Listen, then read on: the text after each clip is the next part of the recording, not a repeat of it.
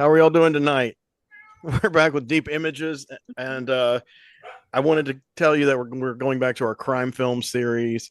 I did an introduction last time, and it was fairly defining, but I babbled a bit.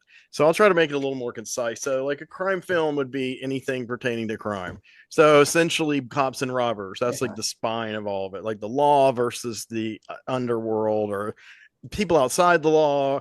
And of course, as mores have changed for the better, in my opinion, over the decades, the anti-hero, the person who was outside the law, is more and more the hero, and vice versa. But it's still those two forces, and they could be the same person under different circumstances, which Bill said last time. Um, so yeah, so basically, anything with cops, with the mafia, but it's not all just gangsters and hitmen. Prison film could be a crime film, a drug film could be a crime film. Some murder mysteries kind of skirt the edge of crime films and vice versa. Sometimes they overlap, especially in Italy. They overlap a lot with the giallos, so you have the thriller and the cop thing. And actually, tonight we're going to cover a few kind of thrillers that are also crime stories. So that's kind of my basic introduction. We've tried to be inclusive, not exclusive, but we have excluded Tarantino, Scorsese, and Coppola. I'm sorry, it's just oversaturation. And if you could please remember to hit the like button and subscribe to the channel, it would really help. The algorithms are they're not good at notifying you guys when our videos are out unless you hit the bell. So we have to kind of frequently remind people. We're almost at 500 subscribers, so please subscribe. Excellent. Drop a like. It helps us a lot. It's just, this is the sad results of capitalism, late capitalism, is that the only people that succeed are the people that are already succeeding. So if your video has 100 views, there's like a zillion times more chance it's going to get more views immediately. But if it has one view, it's going to sit there. So we found out the hard way, but we're fighting. We're bucking the algorithms.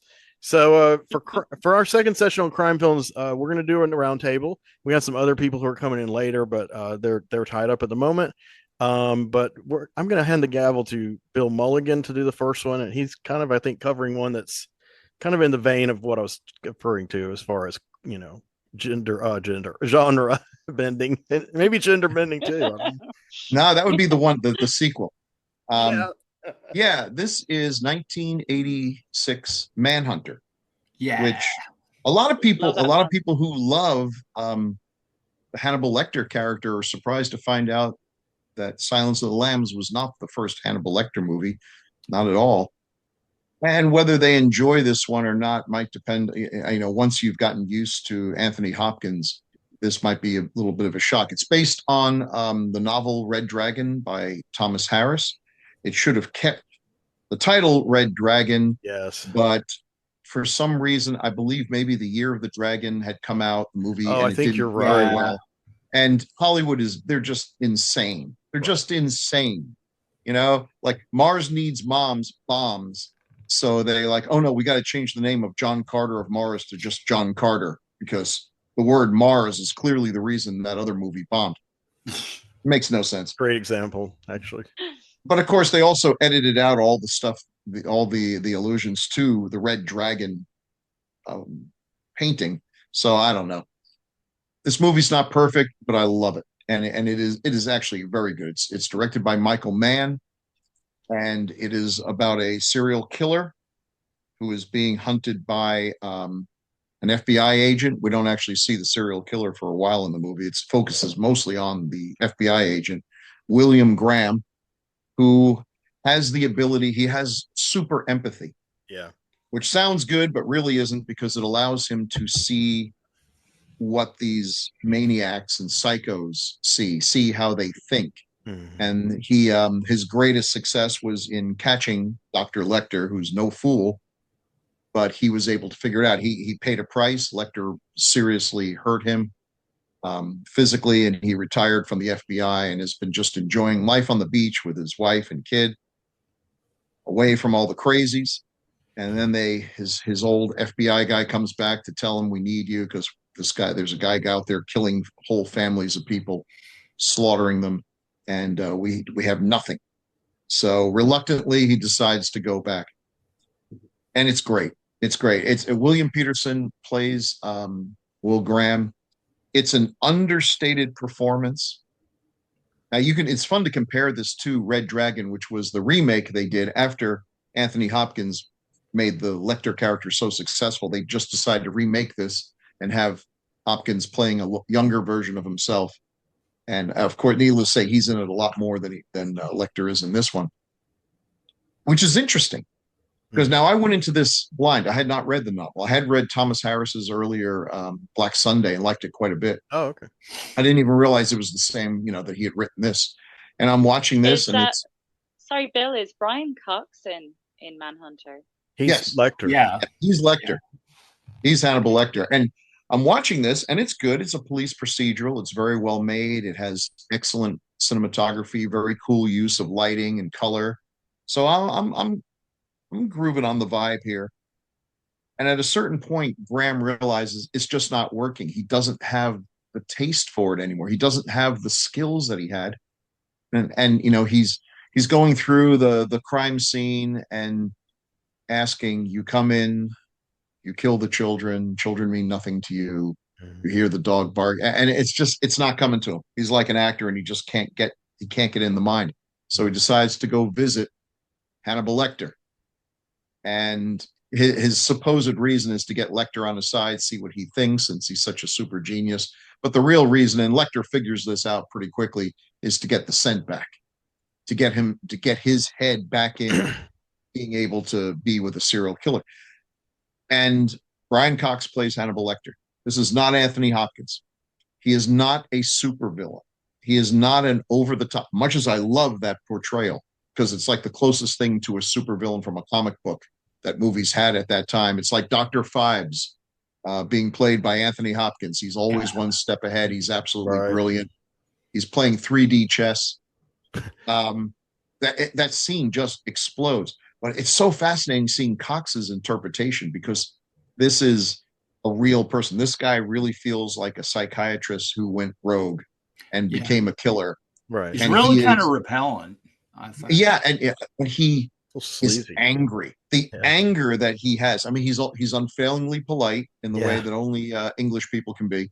But the bitterness and anger that he's looking through the bars. Of course, the way they film it, it's hard sometimes to tell who's actually behind bars. And the two are like mirror images of each other, which is something Lecter delights in pointing out, that basically Will Graham is him, only a him that was able to, channel this ability into something more positive. But you get the feeling Hannibal believes, and it may even be true, that it might not have taken much for the roles to have been reversed. He's got the Punisher philosophy. One bad day and you're me. Right. That's right. That's right. And in fact, Hannibal attempts to give him that one bad day because they have this confrontation there, which is great.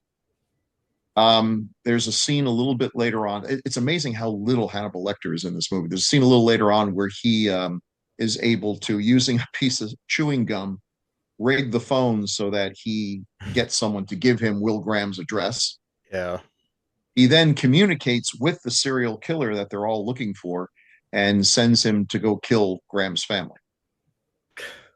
Which, either it's just simple vengeance. He just wants to kill Graham and his family, but there's a part of me that thinks he would like to just kill the family and not Graham, and have Graham snap and become, that would be the ultimate revenge, would actually to turn this good man into something else, turn him into the hunter. This movie is the living example of, be careful if you gaze into the abyss, because the abyss gazes back. Mm. Yeah. And then there's one scene at the end, near the end, where he goes again, angry at Lecter for all the stuff, all the stunts he's pulled and everything. And Graham unwittingly actually gives him the answer to how he's going to catch this guy. And it's really well done because, Hannibal Lecter is being Hannibal Lecter. Great lines, it feels good to kill people because God does. And if we do what God does, we become as God is. Just one good line after another. But you can see Graham is just like not even listening to him anymore. That it's like clicked in his head. And he goes back to another crime scene and he's doing what he did before, but now he's speaking in the first person. Mm-hmm. He has succeeded in once again getting into their minds. Yeah. That's the main story. The second story doesn't start until about halfway through. We meet the killer, played Yeah, by Tom Noonan, Right? who yeah, is terrifying, he's incredible in that. Yes, absolutely great. Yeah. terrifying, and yet this man is irredeemable. But you can see he was made into this. The book goes very much into the horrible childhood that he had, the abuse he suffered that turned him into this. We don't really see that, but it is kind of talked about. Someone doesn't just become like this. There's a marvelous scene featuring a blind woman that he is, pursuing, and a tiger. It's Oh just yeah. great. And you almost feel bad for him, though this can't end well. It ends with a shootout to Inagata Devita. Yeah. You don't get much better than that.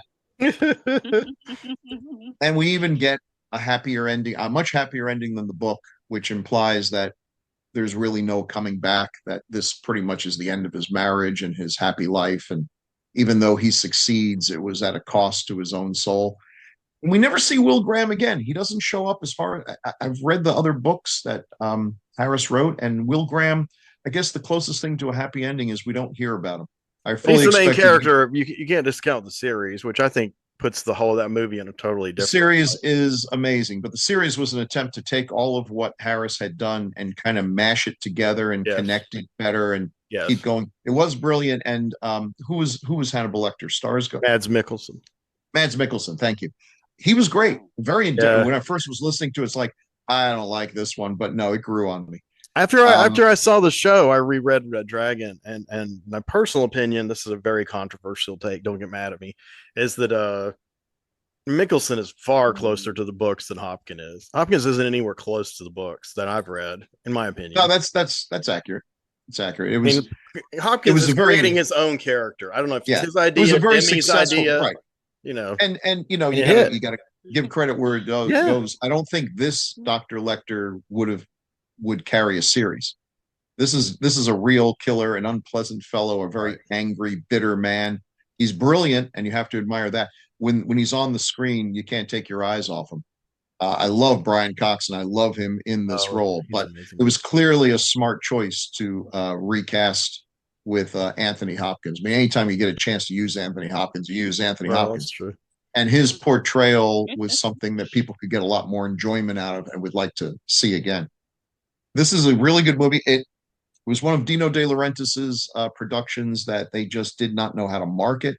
It was It, shot here near us, yeah, Wilmington. it was. I think it was shot in Wilmington. Yep. Okay, it died at the box office, as did pretty much everything from Dino De Laurentiis productions. It was Oh, just one. except the FBI scenes, they really were shot at Quantico. Just, Okay, but everything and they're else was good. shot when It's a very different thing too. If you remember in Silence of the Lambs, Lecter is basically living in a dungeon that looks like something from the Middle Ages, and in this one, everything is pristine white, just antiseptic, clean, just a very different vibe from it. It's fascinating to watch this. It really is, and then to see what they did with it. But most people haven't watched this, and I would urge them to yeah, do it. it's It essential. also, I will go to Right. my grave saying that this is the movie that gave everyone the idea for the CSIs and the Oh yeah. various other things. There's a lot of stuff in there where they do some, and maybe it's true, a lot of scientific, semi pseudoscience gobbledygook on how they're able to. Okay. So So let me just finish up and say, yes. Manhunter, great film. Please watch it. It's really excellent. It's very influential, especially for a film that did as poorly as it did. It wasn't forgotten. It just was maybe a little too ahead of its time and too poorly marketed for people to figure. And terrible title. I mean, I've come to love it, but Manhunter tells you nothing I about really what enjoyed it is. I really enjoyed the atmospherics of the film, and Oh yeah. Dollarhide. Dollarhide was fantastic. Credit to the actor Tom Noonan, but there's also a really good, cool Miami Vice type soundtrack throughout Yeah. the film. If I remember rightly. Yeah. Well, it's kind of a So warm Michael up for Mann was Miami kind of Vice. like the Yeah. he was kind of like the big guy behind Miami Vice. Yeah, he created wasn't Miami Vice. Yeah, Mhm. and also this- Shriekback in the final scene. The British Yeah. band Shriekback. If- Shriekback. if at you're- the end. Shriek back, yeah. Love If you're a his big Detroit fan back. of if you're a fan of Heat, and you should be, this kind of carries Yeah. on the theme that he has, where we have the antagonist and the protagonist, and they're mirror images of each other, and really, they're the only ones that understand each other. That Right. Right. there's that respect between it. Everything else, and for the bad guy, his doom usually ends up being the fact that he has to keep impressing the guy who's trying to catch him. Right. And for the good guy, the price to be paid for having, you know, the ability to understand the bad guy is that it's probably going to cost you your family, you know, your place in society. Your That soul. these people, yeah, these people are above the rest of us, and there's a price to be paid for being, you know, standing out in society, whether you're standing out as someone who's better than most or is just standing out because you're a monster. Mm-hmm. Mm-hmm. You know, Van Helsing and Dracula just can't function in today's society for different reasons. Right. This is a great movie. It Excellent. is a great movie. And that's good that you pointed out Heat. My big three for Man are, like I said earlier, Thief, and then Manhunter, and then Heat. And those three to me are like his high notes. But Now, what's he been doing lately? I don't know. I mean, the last movie I saw of his was the Miami Vice remake, which actually was way better than I thought it was going to be. And a lot of people have said that too. I didn't think it. I mean, Jamie Foxx is terribly miscast as Tubbs, but Colin Farrell as Crocker having an affair with Gong Li, the whole romance of it amid the backdrop of all the crime and drug. It's really cool. I think it's really cool. I don't think it's a great movie. I think it's better than the series. Same characters, same idea, updated, a little more bite to it. Not quite as flashy, but still flashy. There, that's my pocket review for Miami Vice the movie. Well, he did do Ferrari in 2023. Yeah, I didn't see that one. I didn't see a lot of people have been doing these car movies the last few years. I can't keep up. Yeah, I fell asleep. You're gonna have Toyota next year. The scandals behind Toyota, but or Toyota. But let me pause. Boeing the movie. Boeing, yeah, Boeing the movie. Yeah. Okay, yeah. So we're back. We're gonna go on to another installment in the crime film spree. Before we go, I have something that I want one of these gentlemen down here to tell the audience. It doesn't matter who. Don't fight each other for the opportunity. Justin and Chuck, don't. But if neither of you can do it, it's okay. I'll do it. All right. Want to take this, Justin? I can do it. Yeah. So please remember to not only enjoy the videos, but to like and subscribe. Yes, and that'll be appreciated. Thank you. It's very important. So do a Dale Cooper. So here's the deal. I think next I'm going to ask the aforementioned C.F. Roberts if you'd like to share his first entry. Oh, sure. Only if you're comfortable with it. I think I'm okay with it. Yeah, I can do that. I don't want any more crisis. While you're here. Briggy says she'll be here in about 10 minutes. Woo! Yeah. Like we haven't seen her in forever. It's been a while. And the audience, it's even longer. Because, yeah. And I've yet to meet her, which I'm looking forward to. Yes. Briggy has a small, mild following among our friends. Yeah. It's slowly burgeoning. Small but growing. I think Rhiannon commented on her acumen earlier. It was pretty accurate. Very flattering. I missed her. So Chuck, let's give the spotlight back to you, man. Even though I feel like it's on me, this thing's so bright. All right. Yes. Well, my first movie is the 1964 neo-noir thriller The Killers, directed by the great Don Siegel. Criterion represent. Yes, indeed. This is a very loose adaptation of an Ernest Hemingway short story. This was also previously a short film that much more resembled that short story, which was starred Burt Lancaster and Ava Gardner back in I think 1946. Lancaster was all over like crime and noir movies in that period. Oh yeah, him and Douglas, and sometimes they were in the same movie together. Yeah, I was just thinking a couple of what was that one they did in the 80s? Tough Guys. Yeah, it was like old tough guys make good or make. Yeah, it was like One More for the Road kind of thing, but yeah, that 40s Lancaster and Douglas though, man. Oh yeah. Strange Love of Martha Ivers. Mm-hmm. Seen that one with Kirk Douglas? That one I have not seen. All right, we'll go down the noir rabbit hole another time. So go ahead. Oh, yes. Sorry. Okay, anyway, this is kind of a who's who of fun character actors, what we like to call a Huck movie. But Lee Marvin starring as Charlie, and Clu Gallagher starring as Lee. They are the titular killers. Wow.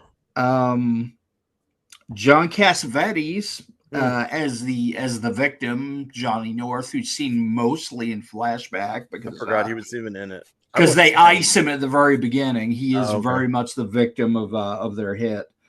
Let me see. Angie Dickinson as the femme fatale. That was like Point Blank before Point Blank. Yes, he must have stunt cast those two actors. Oh because of this movie. I never knew that before. John Borman. He must have been like the killers. Lee Marvin, and Angie Dickinson. Yeah, that we covered that on one of our last episodes. Y'all look it up. It's Keith did a wonderful symposium on Point Blank. The casting, yes, check that out. By the time you see this, you can go back and check that out. Ronald Reagan, kind of strangely enough, may have been one of his last roles. I think it was his last film. Yeah, his last film before he went into politics. Yeah, and, he was eager to get out of it. He thought he was too good for acting. So yeah, very much starting to develop that Gila monster look that he did in his political career. Yeah, but yes, actually astonishing because I never thought much of him as an actor, and he is very much just this scary, oily bad guy in this. I was impressed. There used to be a video copy of that. I forgot the label. On VHS when you would have gone to Blockbuster and you'd see the killers. And there was one Blockbuster I went to and it never failed. You go with a friend or a girlfriend and their cover would be Ronald Reagan dressed as black suit holding a gun this way. And you don't see who he's holding it on. And you're like, that they chose that as the video box. So I said, oh, look, it's a president holding America hostage. And that's what I felt because that by that time Bush was in office. But I still felt like we were all held hostage at gunpoint by Reagan. It was kind of like the Reagan continuum, but but I feel like I don't know. I'm not going. He is good in that, in my opinion, but I haven't seen it in a while. He is excellent in that, and kind of a weird character actor cavalcade, kind of in between that. Claude Akins, Norman Fell, and a young Seymour Cassell. Oh wow! All popping up in it. With Cassavetes in the same movie. With Cassavetes, yes. Maybe that's where they became friends. I'm not sure. They go way back. I'm not sure where they first worked at. This is 64? Yeah. They may have. Cassell wasn't in his early ones like Shadows and Faces, but he might have been. Seymour was in Faces, yeah. Oh, okay. Then that maybe it was a kind of a chain. Probably, yeah. Okay. Yeah. Thanks, Chris. But maybe you recommended him for the role. I'm not sure. But whatever the case, they're kind of all in there. Plot basically these two very ruthless killers, the aforementioned Marvin and Gallagher, enter this school for the blind and chase down their quarry, and they subdue the receptionist very cruelly, very nasty couple of people. And then they go upstairs and they beat down another guy, I think. And by the time they actually find their quarry, it's John Cassavetes in the school for the blind, teaching of all things auto repair, auto mechanics, and teaching all these blind students the parts of an engine. Before they're able to get there, the receptionist calls him, and he picks up and hears this and says, I expected them. Yeah, sorry, nothing I can do. And he hangs up the phone, tries to send his students out. As they're on their way out, these two are busting in, and they grease him. And what does that mean? Kill him. And the entire thing that the plot hinges on is, wow, that guy sat there and did nothing. He sat there and just took it as we killed him. Why? Mm. And so they kind of go through channels, and then they go kind of back channel the entire hit, and they go and talk to Claude Akins, who was his mechanic back when he was a race car driver.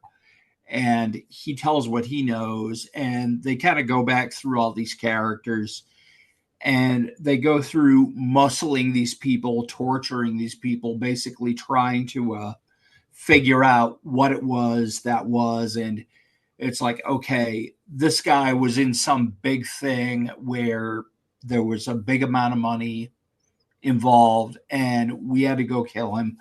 We want our cut. Mm. And it goes all the way back to his supposed girlfriend and Ronald Reagan, who was a gangster that she was basically the gun moll from. They Nancy? Sorry. not saying I'm brain farting here. No. Angie Dickinson and Ronald Reagan. And Oh, poor Angie. yeah. And so basically he was involved in this heist with this caper with them, and they kind of go through the caper and go through the manipulation that Angie Dickinson is putting Cassavetes through to make him a part of this, to have him be like the driver for this. Is that in flashback? Little heist. Yeah, the whole thing is seen in flashback. Okay. Various narrators. And you can tell it's been aeons since I saw this movie. Yes, and so the killers kind of go through all this, pick up all the info, and are basically in for their take. And it's just very great, kind of cold, nihilistic kind of noir. Everybody dies. It's wonderful, I think. It brings joy to my heart. And just Lee Marvin at his meanest and coolest as this killer. Wow.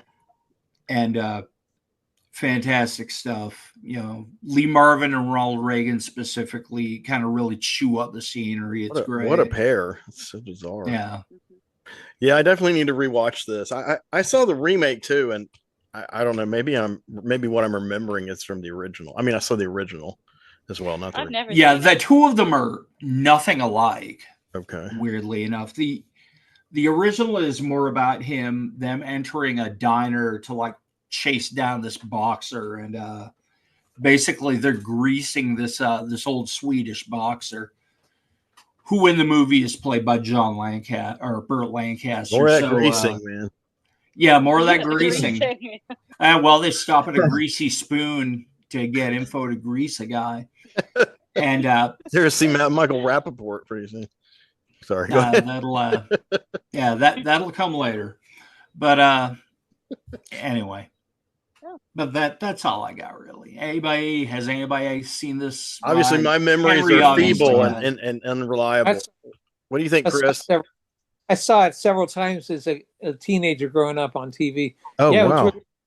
In fact, they said when they grease Cassavetes, it's a slow-mo shot where he gets hit in the chest like this.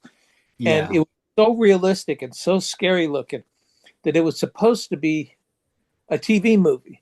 But then they had to pull it and show it in the theater because in '64 it was just deemed too violent. But it's a great Don Siegel film. Yeah. Gritty. Yeah, I did like that a lot. Yeah. Sorry. Hi, you've been watching Deep Images. I'm Henry Covert, your host. This is Bergie Williams and C.F. Roberts, two of our most amazing panelists. And we've been talking about an incredible series here. We do these series sessions every so often. We break them into individual episodes. So we wanted to kind of give you a segue and let you know what you've just watched and what you can look forward to.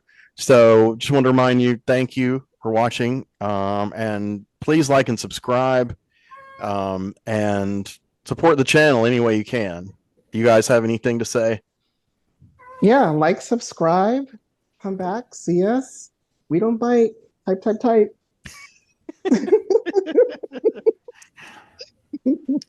Do you like that? We like that. Let me tell you something. Leave some comments. Hell Leave yeah. something in chat. If you like us, talk to us. If you don't like us, talk to us. We want to hear from you. All right. Y'all have a good evening. Thanks for watching.